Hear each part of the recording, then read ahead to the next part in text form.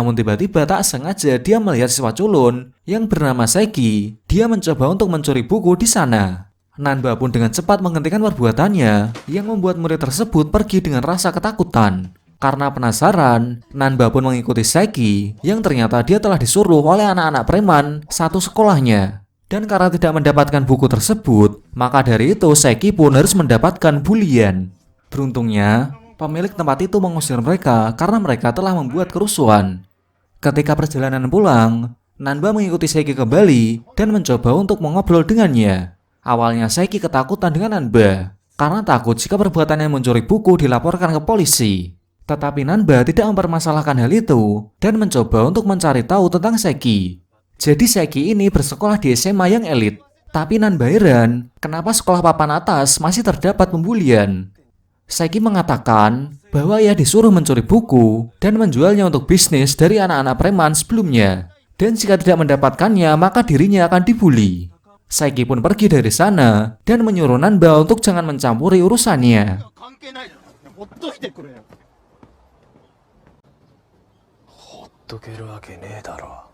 Jadi 1 tahun sebelumnya, ketika Nanba masih SMP, ternyata Nanba ini telah mengenal Saiki. Begitu juga dengan sebaliknya, karena mereka ini adalah satu SMP. Karena tampilan Nanba yang berbeda, membuat Saiki tidak mengenalinya. Esok harinya, Saiki kembali dicegat oleh anak-anak preman itu, di mana Saiki ini diminta untuk memberi mereka uang 50.000 yen karena telah gagal untuk mendapatkan buku kemarin. Tetapi ketua mereka yang bernama Mitsuo memberikan kesempatan kepada Saiki untuk mendapatkan buku lebih banyak lagi jika tidak ingin membayar 50.000 yen kepada mereka. Mitsuo juga menyarankan untuk mencuri uang di tas ibunya jika tidak ingin mencuri buku. Sedangkan Nanba yang masih kepikiran terus mengintai pergerakan dari Saiki. Ia pun dengan segera mengikuti Saiki ke toko buku. Awalnya memang Saiki ingin mencuri buku-buku itu, tetapi ia mengurungkan niatnya. Dan ternyata kemudian Saiki pergi ke jembatan dan ingin melakukan bundir. Untungnya Nanba berhasil menghentikannya. Dan karena Saiki tidak mengenali Nanba, maka dari itu Nanba mengajak Saiki ke sebuah tempat dan Nanba pun merubah tampilan rambutnya seperti biasanya. Dari situlah Saiki pun mulai mengingat bahwa itu adalah Nanba Tsuyoshi. Pada akhirnya mereka pun saling mengobrol satu sama lain dan saling bercerita.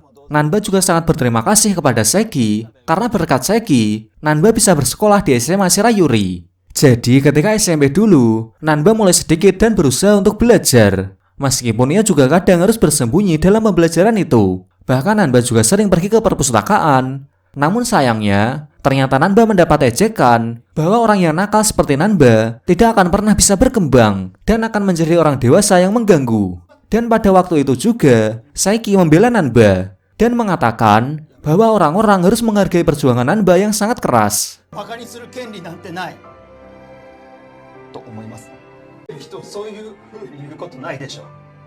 Dari situlah membuat Nanba termotivasi dan terus belajar keras hingga pada akhirnya hal itu membuatnya bisa lulus dan masuk ke SMA Shirayuri.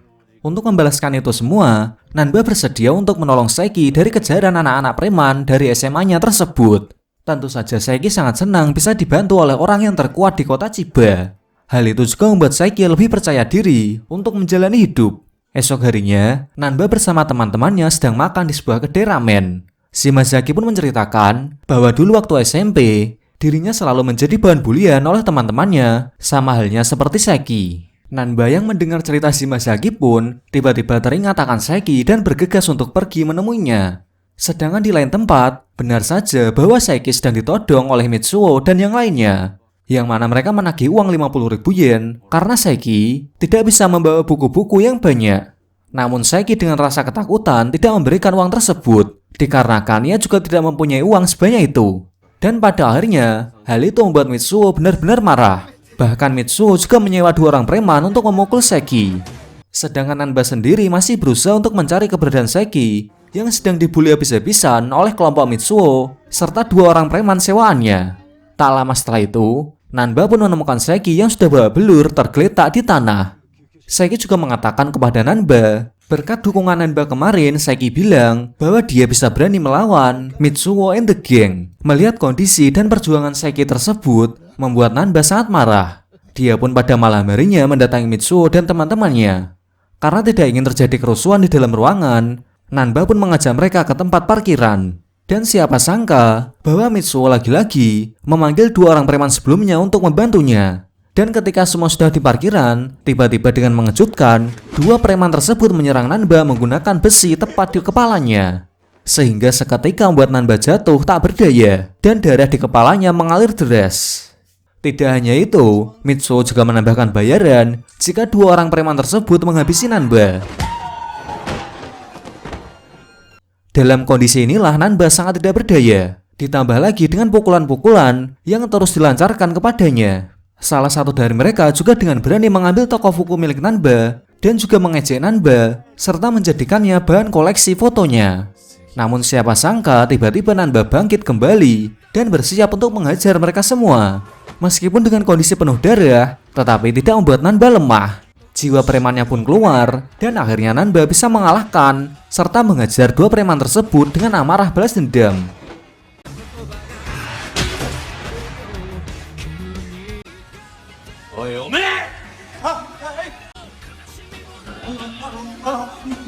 Nanba pun memberikan nasihat kepada mereka bahwa jangan pernah membuli orang seperti boneka.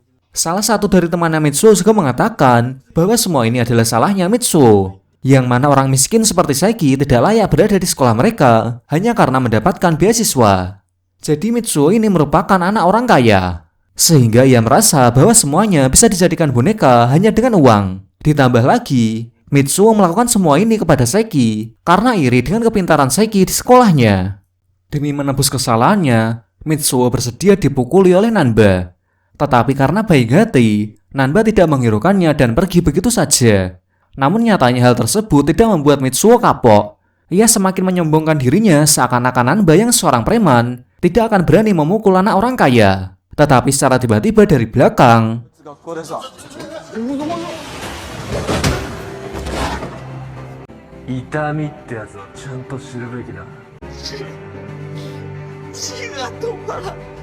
keesokan harinya, Nanba mendatangi Saiki di rumah sakit tanpa Saiki mengetahui bahwa Nanba telah mengejar orang-orang yang telah membulinya kemarin.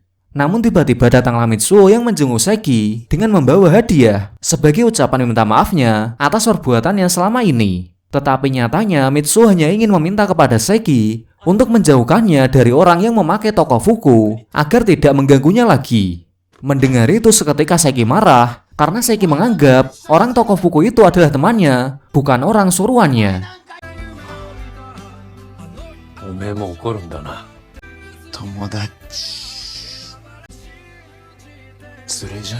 Saat pulang ke rumah, Nanba mendapatkan tamu dari SMA Ichimatsu. Awalnya ia mengira bahwa itu adalah Godei, karena yang tahu identitasnya hanya Godei dan Daimaru saja. Akan tetapi seketika Nanba kaget karena itu bukanlah Godei, melainkan orang yang tidak dikenalinya. Orang tersebut bercerita bahwa anak-anak Ichimatsu takut kepada Nanba, bahkan ketuanya juga sampai tidak berani keluar. Bukannya senang, tetapi Nanba masih mempertanyakan siapa orang tersebut, karena Nanba takut identitasnya akan dibongkar. Mereka pun melakukan makan malam seperti biasanya, dan ketika ingin pulang, kakaknya Nanba mempertanyakan nama dari orang tersebut. Dan ternyata dia bernama Jinai. Jadi seperti yang kita tahu sebelumnya, bahwa Jinai ini adalah penguasa sekolah Ichimatsu. Kedatangan Jinai ke rumah Nanba adalah untuk mencari tahu tentang keluarga Nanba. Di sisi lain, ternyata kakaknya Nanba ini juga telah mengetahui bahwa itu adalah Jinai yang merupakan penguasa dari SMA Ichimatsu. Kemudian scene berlanjut kepada Ginko dan ibunya yang mendapatkan panggilan dari sekolah karena Ginko mendapatkan nilai yang sangat jelek. Dan pada ujian matematika, Ginko tidak mengerjakannya sama sekali. Tentu hal itu membuat gurunya sangat marah. Namun ibunya tidak bisa memaksakan keinginan anaknya untuk belajar. Di sore harinya, Ginko tidak sengaja bertemu dengan seorang cowok yang mana hal itu membuat Ginko tertarik pada cowok itu. Dan Ginko juga tak sengaja menemukan buku cowok tersebut yang terjatuh. Di sisi lain, Nanba menanyakan tentang Jinai kepada Godei, yang mana Jinai ini adalah legenda di wilayah tersebut. Bisa dikatakan, dia adalah orang yang terkuat karena SMA-SMA lain bukan takut kepada SMA Ichimatsu, melainkan hanya takut kepada Jinai. Prestasi Jinai diantaranya, dia pernah berpacaran dengan 5 cewek kantoran sekaligus. Dan sejak kelas 2, Jinei ini juga setiap hari memenangkan slot senilai 400.000 yen. Tidak hanya itu, Jinei juga mendapatkan penghargaan dengan makan 150 porsi di warung ramen.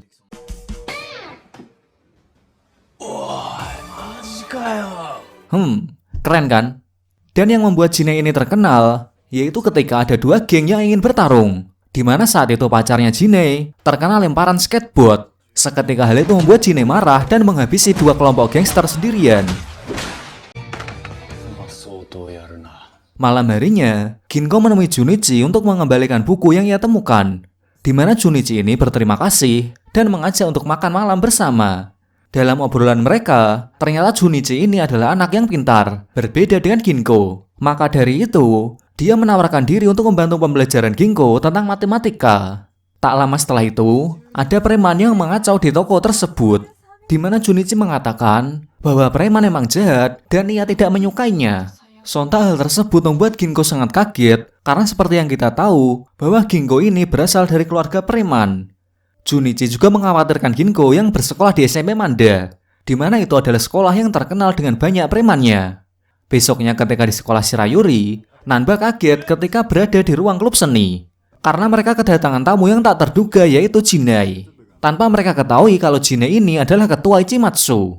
Mereka menyambut kedatangannya dengan sangat baik. Bahkan Jinai juga memuji gambar dari Fujita yang seketika membuat Nanba cemburu.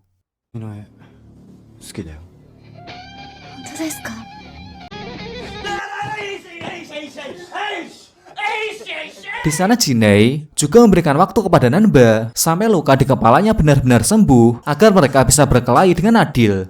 Dan jika Nanba menolak perkelahian itu, Jinai mengancam akan membongkar identitas Nanba kepada Fujita. Setelah pulang sekolah, Nanba dan saudaranya sedang merencanakan sesuatu untuk memberikan hadiah Natal kepada orang tuanya. Namun secara tiba-tiba, Ginko bergegas untuk pergi, di mana hal itu membuat kakak-kakaknya sedikit curiga. Dan benar saja di malam harinya, Ginko pulang malam, sehingga keluarganya menyambut Ginko dengan penuh keseriusan. Ibunya pun sampai memarahinya, karena mengira Ginko telah melakukan hal yang tidak baik. Dan pada akhirnya Ginko pun mengaku bahwa dirinya sedang belajar di luar. Sontak hal itu membuat semuanya terkaget. Awalnya mereka tidak percaya dengan Ginko sedang belajar, karena selama ini kerjaannya hanya bermain dan nonton anime. Tetapi Nanba dan ayahnya mendukungnya karena ada niatan dari Ginko.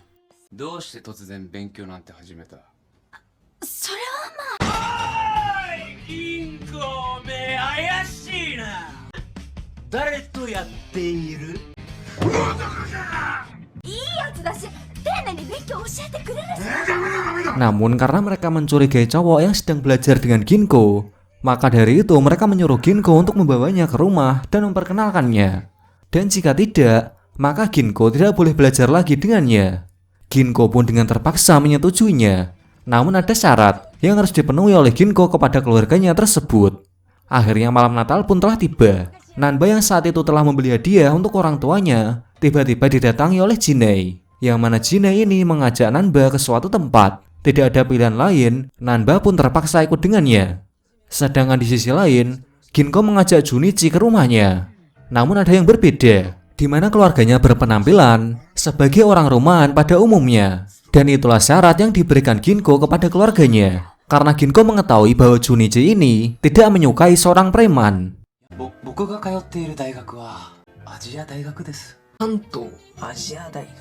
Namun semuanya menjadi kacau ketika ibunya datang dengan rambut pirang seperti preman. Awalnya Ginko mengeles dengan meyakinkan Junichi bahwa ibunya memang dari Amerika Serikat. Tetapi gaya berbicara dari ibunya membuat ayah dan kakaknya tertawa. Dari situlah Ginko pun mengakhiri kebohongan tersebut dan mengakui siapa mereka sebenarnya. Yang mana ternyata Junichi ini memang telah mengetahuinya tentang keluarga dari Ginko. Junichi pun menjelaskan bahwa awalnya memang dirinya tidak suka preman karena ia menganggap bahwa preman adalah keras dan jahat. Namun setelah mengetahui keluarga dari Ginko, ia mulai tersadar bahwa tidak semua preman itu jahat. Junichi juga memuji totalitas keluarga Ginko sampai menyamar demi menyambut dirinya. Dari situlah, ia akan tetap untuk mengajari belajar Ginko karena ia yakin bahwa Ginko sebenarnya tidak bodoh. Dan pada akhirnya, Ayahnya Ginko pun mengizinkan, asalkan mereka tidak belajar di luar, tetapi harus di rumahnya Ginko. Sedangkan di sisi lain, Nanba tidak bisa ikut dengan mereka dikarenakan posisinya sekarang sedang bersama dengan Jinai, di mana Jinai ini terus-menerus mengajak Nanba untuk bertarung. Namun Nanba tidak ada minat sama sekali untuk menerimanya. Tetapi karena Jinai ini memukul dan merusak hadiah yang dibeli oleh Nanba, maka dari itu mau tak mau, Nanba harus menerima tantangan tersebut agar ia bisa segera pergi dari sana. Namun, sebelum pertarungan itu dimulai, Jinai mengatakan bahwa dirinya sebenarnya tidak ada urusan dengan Nanba, melainkan ia hanya ingin bertarung dengan Takeshi Nanba, yaitu kakaknya Nanba. Maka dari itu, Jinai ingin mengejar Nanba agar kakaknya turun tangan untuk bisa berkelahi dengannya. Dengan kata lain, Nanba hanya digunakan oleh Jinai sebagai umpan. Jadi pada 1 tahun yang lalu, Takeshi Nanba datang ke SMA Ichimatsu sendirian untuk membalaskan dendam teman-temannya, di mana dengan penuh amarah, Takeshi hanya 1 kali pukulan, dia bisa menaklukkan ketua dari Ichimatsu. Kejadian itulah yang membuat Jinai ingin bertarung dengannya. Pada akhirnya pertarungan mereka pun dimulai, di mana Nanba dengan percaya diri akan mengalahkan Jinai dalam waktu 5 menit saja. Singkat cerita, setelah pertarungan sengit tersebut, Nanba pun bisa mengalahkan Jinai.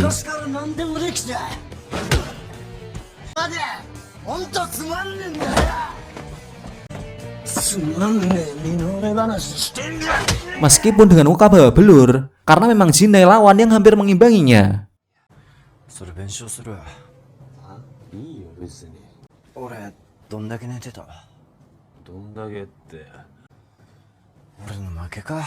Setelah pulang ke rumah, keluarga Nanba dengan muka kesal menyambut kedatangannya karena Nanba tidak hadir dalam acara pertemuan temannya Ginko.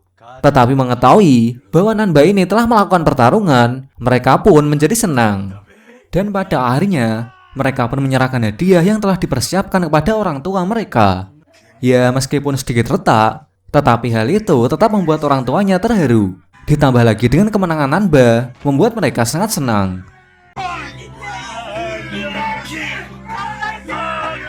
Esok harinya, Jinai bertemu dengan Takeshi untuk memberitahu bahwa dia sudah dikalahkan oleh Nanba, yang mana dari kekalahannya dengan Nanba membuatnya keluar dari sekolah Ichimatsu.